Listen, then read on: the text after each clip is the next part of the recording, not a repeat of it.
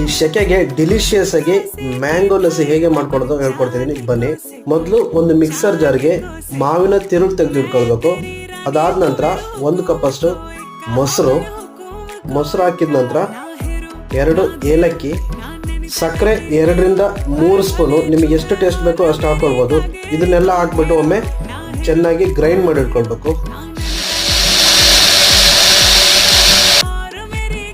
ನೋಡಿ, ಗ್ರೈಂಡ್ ಆದ ನಂತರ ಈಗ ಸರ್ವಿಂಗ್ ಗ್ಲಾಸಿಗೆ ಹಾಕೊಳ್ತಾ ಇದ್ದೀನಿ. ಇದರ ಮೇಲೆ ಟಾಪ್ ಅಲ್ಲಿ ಗಾರ್ನಿಶ್ಗೆ ಮಾವಿನ ಹಣ್ಣನ್ನ ಈ ರೀತಿ ಸಣ್ಣ ಸಣ್ಣ ಪೀಸ್ ಹಾಕೊಳ್ತಾ ಇದ್ದೀನಿ. ಅದ್ರ ಮೇಲೆ ಸ್ವಲ್ಪ ಬಾದಾಮಿ, ಸ್ವಲ್ಪ ಗೋಡಂಬಿ ಹಾಕೊಂಡು ಕುಡಿದ್ರೆ ಈ ಶೆಕೆಗೆ ಸೂಪರ್ ಆಗಿರುತ್ತೆ. ಮತ್ತೆ ತಡ, ಆರಾಮಾಗಿ ಮಾಡ್ಕೊಂಡು ಕುಡೀರಿ, ಎಂಜಾಯ್ ಮಾಡಿ. ಸೂಪರ್ ಆಗಿ ಬಂದಿದೆ, ನೀವೊಮ್ಮೆ ಟ್ರೈ ಮಾಡಿ. ನೆಕ್ಸ್ಟ್ ವಿಡಿಯೋದಲ್ಲಿ ಸಿಗ್ತೀನಿ. ಬಾಯ್ ಬಾಯ್.